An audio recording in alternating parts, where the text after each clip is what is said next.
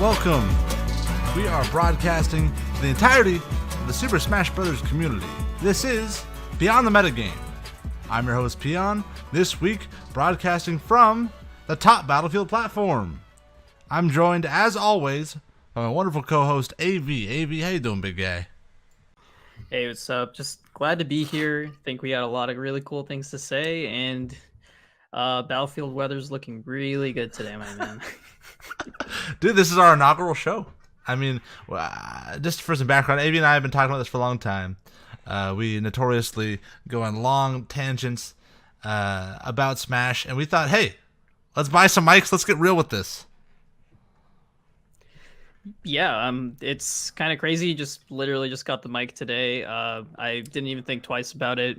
We've constantly been creating content for who knows how long. Like, it's kind of crazy how much we just kind of act like life's podcast in the community. So let's just do some backgrounds, Avi, because the thing is, what are we setting out to do with this podcast, and why are we qualified to do so? Yeah, it's a really good point. I think something that hasn't really been talked about or isn't really talked about a lot of the community is basically the idea of there are things that affect your game and that can improve your game that are kind of outside of basically learning competitive Smash directly, which is kind of that's basically where the name comes from, like beyond the metagame. So basically what we're trying to do is we're trying to break down a lot of the things that people can do or kind of just get into like the really cool psychological details and some of the cool basic stuff about how people can kind of improve the game, and I think that's kind of the direction we have. What are you thinking?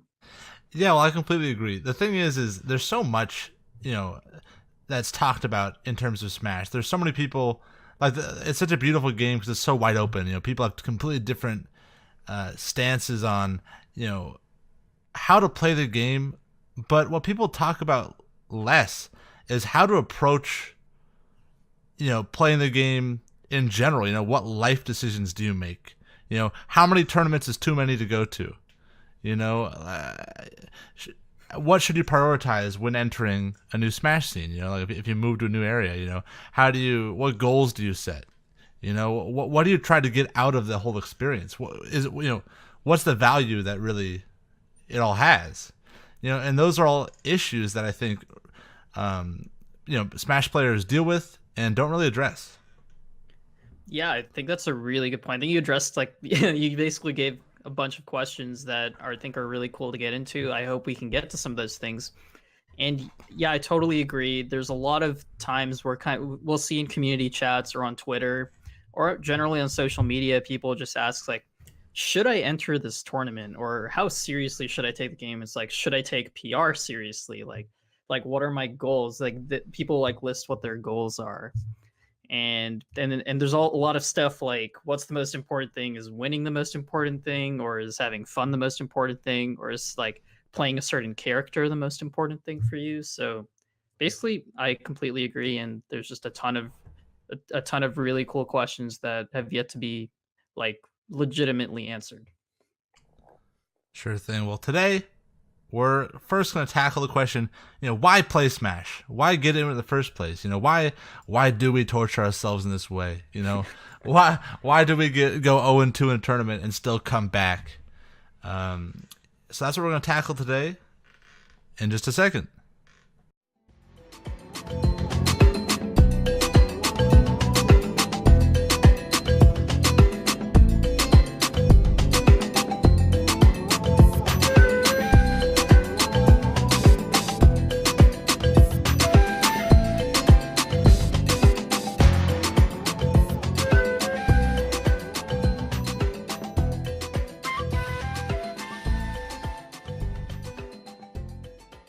So why play Smash? That's what we're answering today. And me and AV have both been thinking about it. And for me, I think one aspect that is incredibly important and integral to the Smash community, but not really mentioned all that often, is how Smash is a measurable platform for self-improvement. When you get better at Smash, You win more games. You go up on your PR. Oftentimes you're playing on stream. People are watching you. It's very public, and your progress is put on display. And there's a certain there's many lessons to be learned from making that journey of improvement. Yeah, I definitely like the idea you mentioned there about kind of the public side to improvement, and how it definitely feels like something that's always broadcast to the greater community. I think I think what would be really helpful is kind of like our personal journeys through the PR, because I think as both of us have kind of followed the very generic path of self improvement. I mean, I call it generic, but like, is it? It's kind of incredible that like it's sometimes really hard to see people who've just like consistently just climbed over. And I guess that's another claim to like why like why are we qualified to talk about this? And it's like both of us have been like off the PR. And actually, I don't know if you've ever been off the PR, but I wasn't on the very first one in Santa Barbara. But both of us have been pretty low in the PR and at the number one spot. Yeah, So I think, and I think that both of us understand what it takes. I think we've both learned a lot of lessons. There's a lot of humbling that happens when you go from number 10 on your PR, and I was number 10 on the PR. You were number 11, by the way. You were like the honorable mention spot. But yeah, we both charted our way to number one, slowly and steadily over the years. At different points, obviously, we didn't share the spot, but. What do you think that you learned from that? Like, what were some of the biggest takeaways from that process? What were some of the pitfalls, and what were some of the things that you're most proud of in that journey? so it was a very unique journey in the sense that I think a lot of the things that made it amazing was basically came from stuff that was outside playing the game, which is kind of a huge inspiration for this podcast in the sense that I got into TOing pretty early, and I wasn't really a notable player actually until I started TOing, which is really interesting because I think one of the most important things that I want to talk about now and want to go into more is the fact that it's really important to have things outside of just playing the game to kind of stabilize your growth and basically give you something more to kind of strive toward. My growth in the game was very simple. I just kind of played the top players over and over again, kind of got an idea for how the metagame of Santa Barbara was, and I just played the game pretty consistently. And I would kind of take friendlies really seriously. I think that's another huge thing that we could get into, so I don't want to kind of I don't want to diverge too much. But my path, I think the most important thing about my path was the fact that as I got better as a player, I got better as a TO. And Do you think yeah, that you also became a better person? absolutely. I think that one of the most important things was the fact that I was learning a lot of social skills. I was learning about how to interact with people, how to get people to stay. One of the biggest things that I kind of even like that I kind of even see in the community today is that when there's someone new, we'll always be going out to them. We'll always be trying to make sure that they feel really welcome, and we'll spend a lot of time with them. I think that's something that I think learning how to make people feel welcome and how to make people feel comfortable, that skill in entire just makes this whole experience worth it. Yeah, sure, man. And I think in my personal journey from being a scrub to being a higher level player. I'm not a PGR player, but for being number one in my region, I learned a lot of discipline skills. I don't know what I'm trying. You get what I'm trying to say.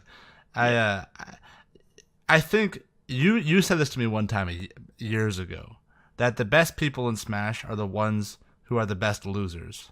Because when you really think about it, you know, Zero even, Mewtwo King, some of the gods that we think of when we talk about the Smash greats, those guys have lost more sets than 99% of the community because they go to so many tournaments and only one person can win each tournament, And they are not necessarily the smartest, but they're the ones that can persevere the most and can learn the most from defeat.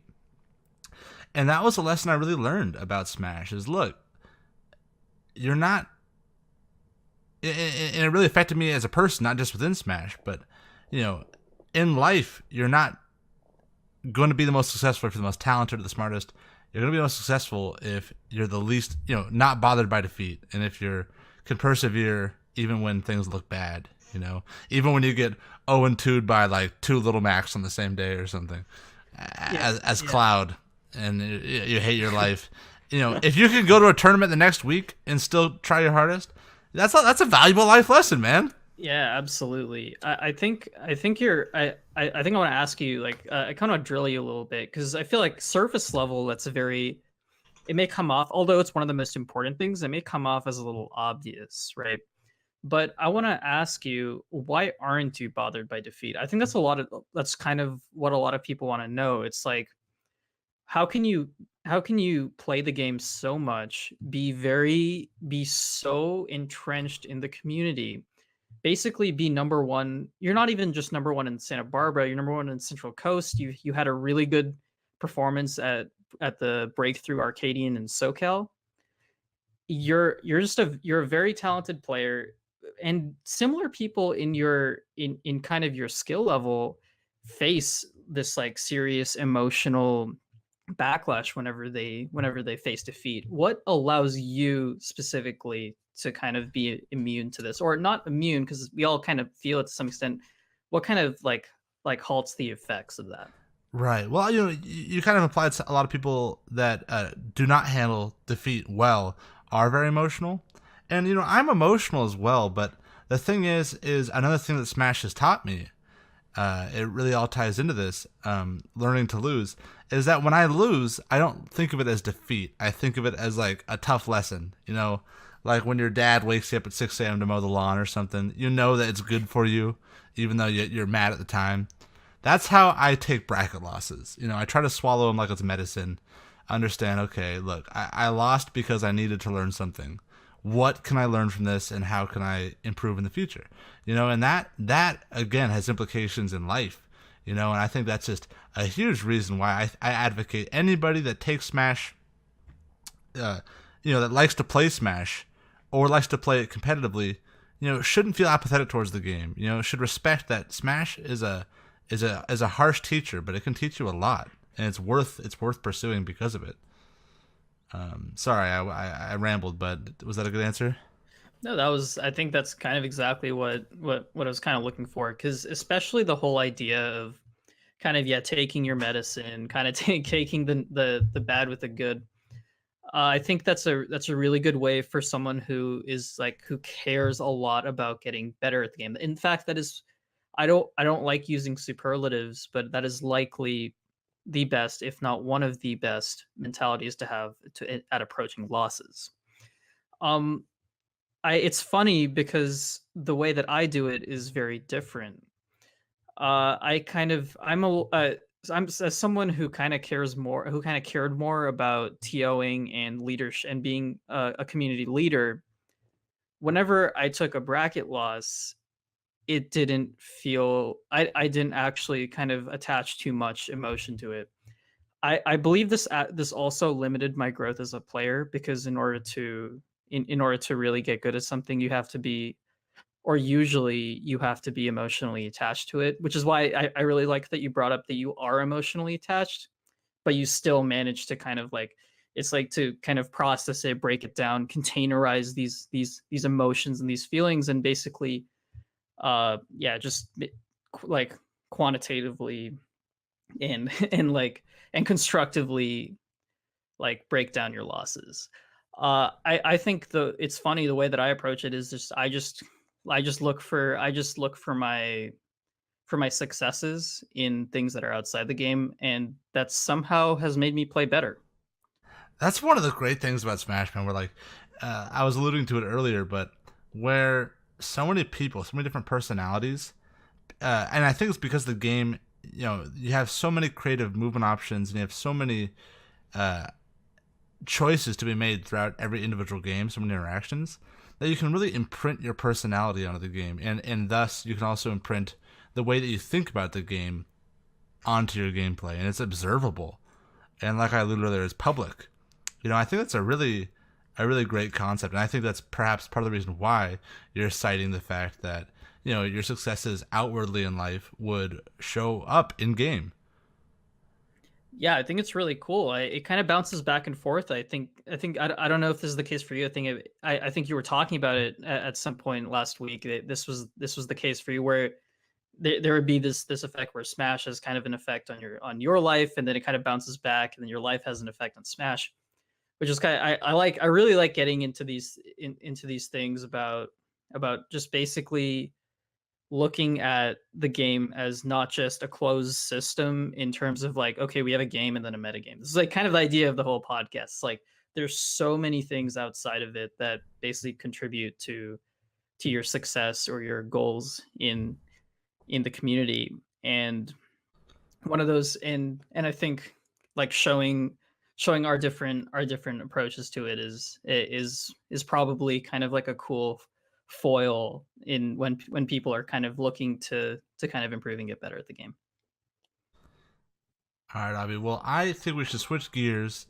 The next thing that I think is a huge selling point to why people should play Smash competitively is that the social bonds that you form within the communities you join. And I think this is one that's talked about most often. You know, I think you just saw like in the Nintendo. Oh, what was it? The Nintendo Championship for Smash Ultimate, where before the players competed, they showed a cute little community like montage, like this is Smash Brothers. And it was a bunch of people. It was very kumbaya, people. I think Vicky Kitty was playing the acoustic guitar. But Yeah. and it was great and it was cute and it was really sweet, I thought. And I think it's undeniably a very important aspect of the game. It's a lot of people, they get hooked by the gameplay, but they stay hooked because they view it as like a platform for self growth, but also because it's they make lasting friendships. And so the question I have for you is, why do you think that Smash facilitates these friendships on such a deep basis? That's a very, very complex question that can be answered really simply. Uh, Okay, I like that. but I'm not sure which answer I want to give you right now. Okay. um, I think one of the reasons that it brings people together so well is because it's basically so anything that brings people together is basically anything that like it's a common interest, right? But it's not just any common interest. It's a common interest with a really like low barrier to entry. All you need is one friend, or basically splitting the cost among like maybe four of your friends to get like a console in the game, and then and it's basically very cost efficient. Like you can play 1,000 games for like the cost of the console and your and the game and the controllers. It's absolutely cost efficient. If you go look at how many games you've played on all of your like your 64 Melee, Brawl, for you'll kind of be impressed of how how incredibly cost efficient the game is. That's one thing. I think it's not a huge thing, but I think for a lot of people it's really important to look at that aspect.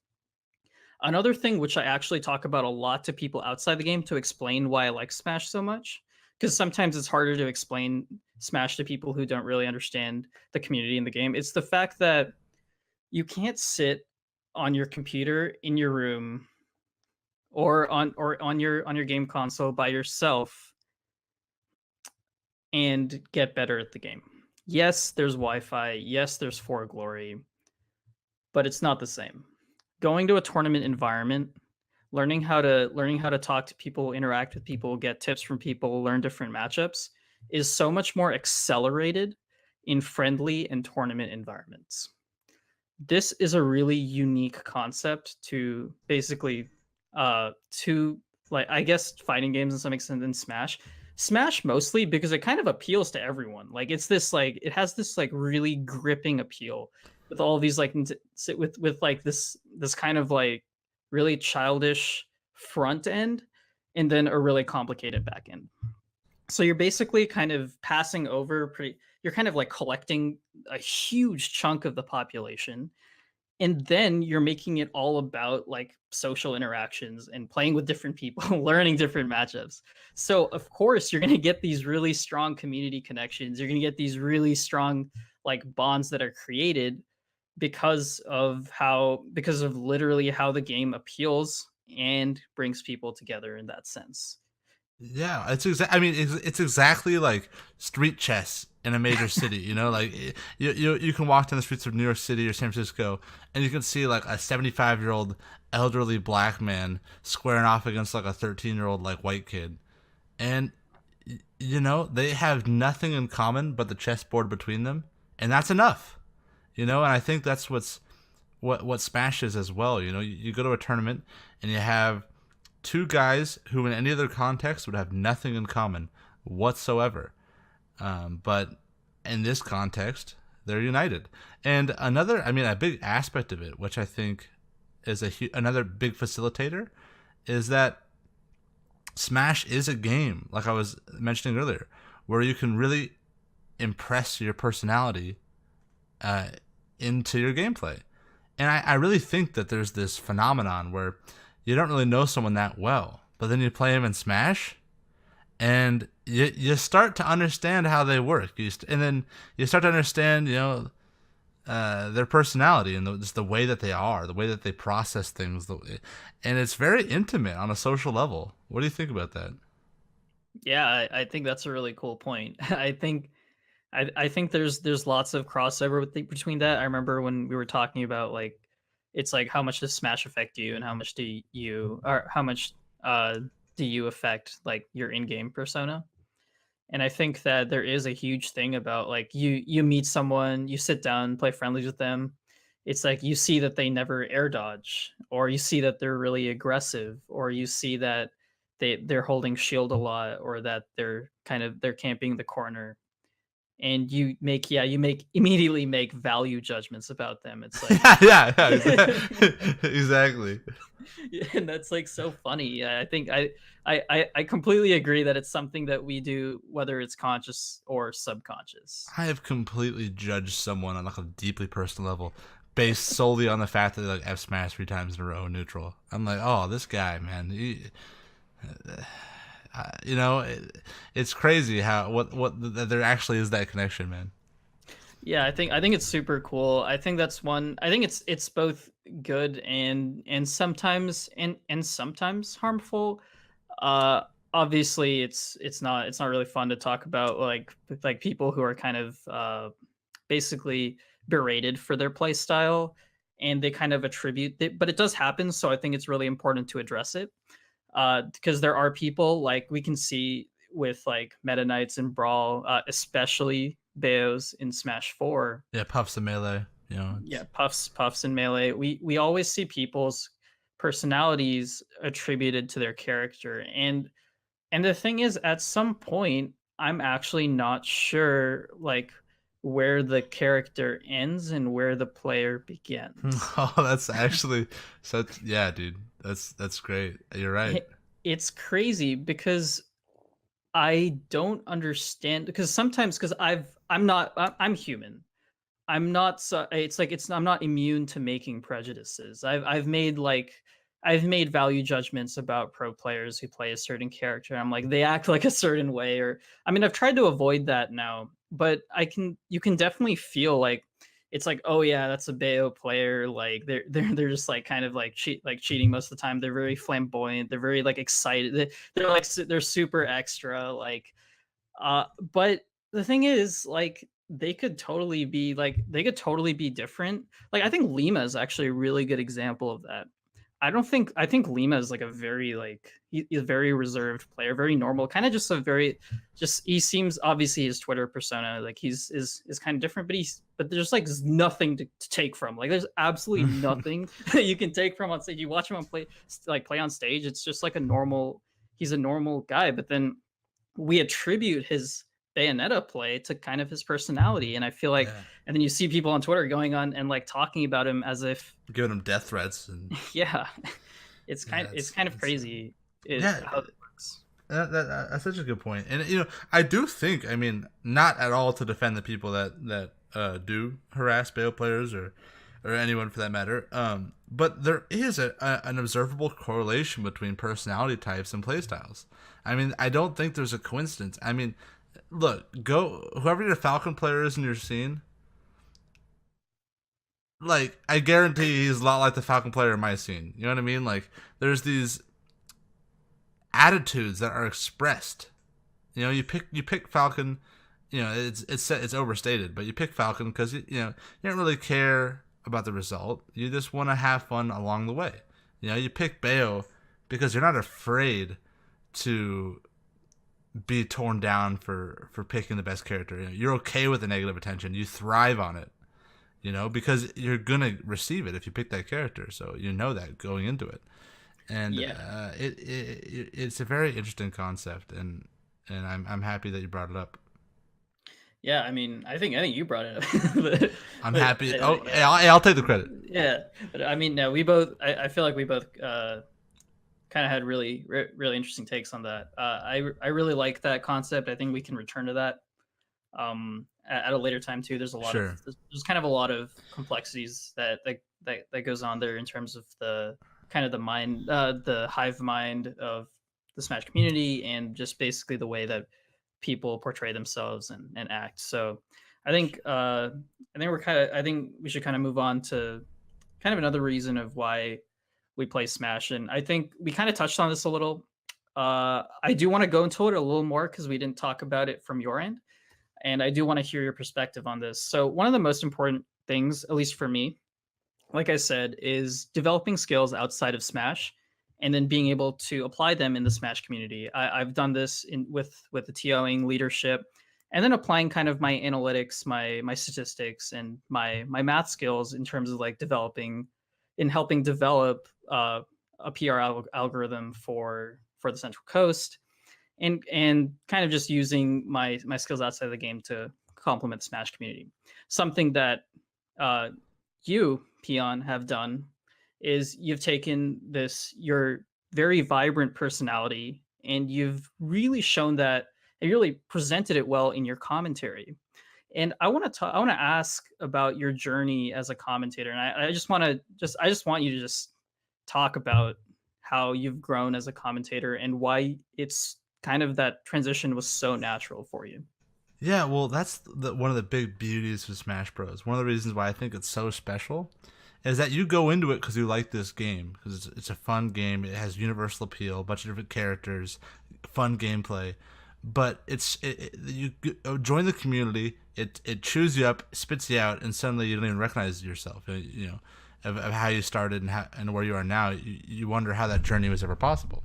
And that was me with commentating. I never thought that I would become a commentator or that was even a possibility. But because Smash is such a multifaceted, experience, you go to your local scene, there's a broadcast. People are watching from around the world live. Anybody could be tuning in. It's cool. I can't think of a better word. There's a lot of roles that need to be filled in Smash, like you were saying, TOs. Just community leaders in general, data guys, commentators, broadcasters. And I got started in commentating because we had a scene that we had a couple key players, you being one of them, that established a weekly series where we could broadcast, and there was an open mic. I was handed the opportunity, and I sat down and I just started talking. And people seemed to enjoy it. People were kind of timid. It was the first time we had a streamer scene, so nobody really wanted to hop on the mic. I thought, hey, if someone has to, I'm an extrovert, might as well. And I fell in love with it. It was something that completely surprised me. I never ever envisioned myself doing it. And, that's why I'm so grateful for Smash for giving me the opportunity to not only have one hobby, but to have two. And so, as I've grown as a person, as a Smash player, I've also grown as a commentator. I've growing as a commentator is kind of weird. It's a lot less measurable than growing as an actual player, but it's something I continue to do just because I love doing it. Yeah, that's all I got. Yeah, I think that's really I'm just I'm just very like enraptured by that story, mostly because it like it very clearly, the picture is very clear in my mind because I followed the very same path. I was able to kind of develop both of these like life skills.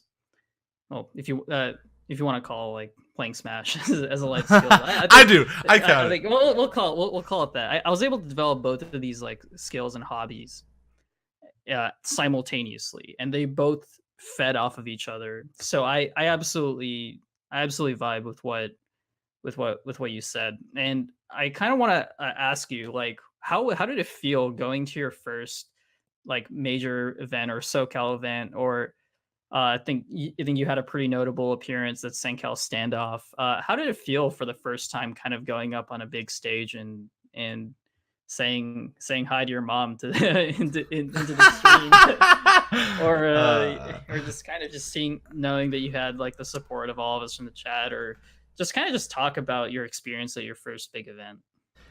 yeah, well, um, it was more than anything else surreal. You know, having a camera pointed at you. Some lady, I'd never met her before. She had a clipboard. She handed me a Red Bull. She was like, "Drink this on camera." I'm like, "Okay, nice." And that was a bucket list. I wanted to get an esports Red Bull, and I got one. And it was surreal. I still don't really believe that any opportunity I've ever been given is real. You know, it's like a pinch me situation. But mainly, the biggest takeaway is being able to express myself in such a unique capacity. You know, when I tell people like, "Oh, what do you do for fun? What are some of your hobbies?" and I say, "Oh, I play Smash Bros. I also commentate when I can at large tournaments in front of like live audiences," and people are like, "What?" Because it's like, what, that's weird. Yeah, yeah. And I love it. And that's something that Smash provides everybody with an established local scene or with the drive to establish one themselves can pursue if so they desire. And that's the beauty of Smash is it takes you and it puts you in situations where you unknowingly learn skills and develop interests, and it puts you in a lot of like social situations where you can develop and bloom into whatever flower you were meant to be. And I think that's a really large merit of a really huge selling point to joining the Smash community. Yeah, I definitely feel that. And do you know what? I actually have kind of like this working theory of why this is the case. Talk to me. Um, at any given event or tournament, there can only really be one winner. There's only one person who's going to come away from not being handed two losses in that tournament and being knocked out of the bracket. I feel like a lot of people who've stayed and have stayed for the community, they want to feel validated for their efforts. Because if you come to tournament, like I said, like you were talking about, it's like why do people come every single day to go 0-2, 1-2, or even 2-2? And of course, we talked about the community, but we also want validation. It to some extent. This kind of goes a little stronger into the psychological aspect of why we do anything. But it's important to talk about it in that lens because it kind of helps us understand why we pick up other roles. I think I kind of talked about, I scratched the surface on the fact that when I got better as like as a TO and community leader, I got better as a player. And I think that's actually, it's really important. Unless your goal is to be the absolute best player in the scene, bar none, which is a kind of a rare goal that does fade away if you don't kind of if you don't get consistent progress to it.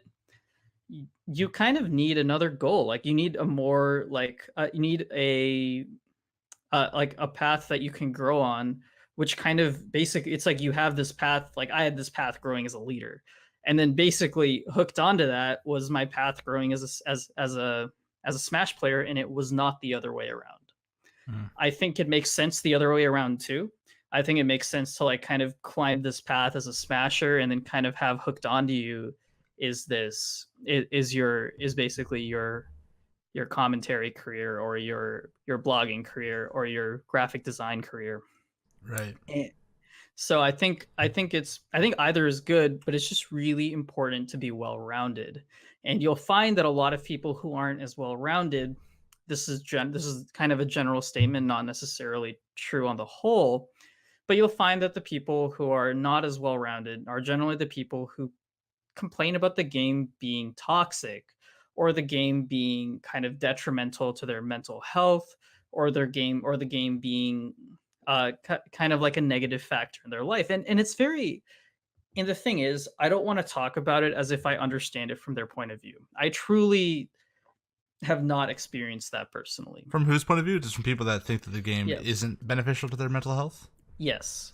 And I don't want to like marginalize their view on the game and say that it's wrong to believe that, because I feel like there's a lot of circumstances that can make that a very like that can make it a very a very unbreakable reality. So I don't want to say that it's not that you just because it's a game you should be having fun. But I do want to say that I think it's really important I've talked about this with people before, and they generally seem to agree with me. Is it's just really important to kind of have something that tags along with Smash when you're kind of on this rise to becoming a better player or better person in general. Yeah, and that role can be so many things. It could be, every scene needs a guy to help run the stream, a guy to call matches from the laptop, a guy to just be the guy who goes 0-2 with Ganondorf and for some reason still shows up and supports the team monetarily. A guy that does carpools and drives people to tournaments. And, Yeah. This is the guy that's nice, that says hello to the newcomer. Every single member of the community is important. And from the, Zero from MKLeo to, like, the weird quiet guy in the corner that goes 1-2 and leaves. Like, everybody is part, a cog in this grand machine, and you can find fulfillment in any role you take. And I agree, it's important to take a role if you want to have the most fun. If you want to maximize your experience, find value outside of just competing, but integrate yourself into the larger community. And I think it's impossible not to have fun.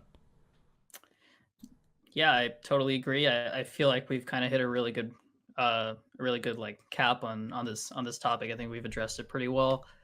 I think we could just like close with kind of like talking about the fact that I think it's also not only to feel to get like validation from things, but it's also to validate other people for their efforts. Mm. I think that's equally important. I think like you should be going to the person that drives you or the person that's running the stream, and you should be kind of saying I mean telling them obviously in in a more like in a more like socially contextual way, but it's like you're important, Yeah. like it's so important, it's so Or valuable. just kiss him on the mouth. Yeah, exactly. Yeah, totally. I do whatever they're comfortable with, like make them feel like they're an important part of the community. And as someone who's basically helped grow a community from like a fairly like moderate amount of people to kind of like a really like thriving ecosystem, like making people feel valued and important is one of the most important is one of the most the most pivotal things in a community. Yeah, so I just want to close by saying, if you're new to the Smash community, or just a casual player of the game, or somebody that has played competitively and has just become a little bit disenfranchised with the whole process, maybe fell out of love with it, I think it's important to acknowledge all of the awesome opportunities that Smash provides and all of the value you can draw from it. And even if you don't want to compete competitively, interacting with the scene, or at least contextualizing and appreciating the interactions that you have had, can really boost your enjoyment of the whole thing, of Smash in general. And there's so much negativity.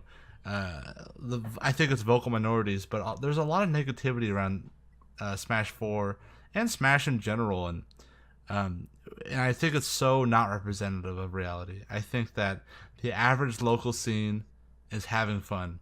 There's a local tournament happening right now, where a crazy upset happened and there's like 12 guys who are hyped about it. But it's important, you know? Yeah. And that is what Smash is, you know, in its purest form, its most reduced form, is those 12 guys at a local right now who smell bad but are having a great time. Yeah, I totally agree, and I think that just kind of the fact that we'll get to explore this idea of basically how do we get people to kind of focus more on the things outside of Smash to make them get better at Smash has made me really excited, and I'm super I'm super excited about what's to come in the future with this podcast. Well said, Ob. Yeah, we're gonna, in the future, we're gonna be focusing on, other aspects of Smash. We're talking about, how to learn a new Smash game. We're talking about how your identity within a community is important and how it is manifested, and we're gonna talk about all the different things about Smash that are very important and that nobody else talks about, despite its importance. So I think that's all I have for today's episode. I hope that we at least inspired one person to start playing competitive Smash, or at least appreciate their current competitive involvement a little bit more. Yeah, absolutely. I think that's about all I wanted to get to today, and I think we have a really good platform going forward. So Abby, where can people find you, my friend? People can find me on Twitter at and then my really long last name that no one will remember. Yeah. Oh no. We'll put it in the show notes. We'll put it in the show notes. We'll put it in the description. But most importantly, you can find this podcast on Twitter at Beyond Metagame. Beyond Metagame. Also, you can find me, Peon, at Peon, Peon _GCE. That's where I'm at. And yeah, go ahead and tweet at me. If you like the show, go ahead and tell us. We're going to be doing this weekly, right? Yeah, we're going to be doing this weekly, putting out content. And, we're gonna have guests. We're gonna do a lot of big things. We're only gonna get bigger, better, and it's gonna be great. So stick around, stay tuned, subscribe, do everything you can, because you're not gonna want to miss it. Definitely. All right. Well, that's all for this time. Thank you so much for joining us, and take it easy.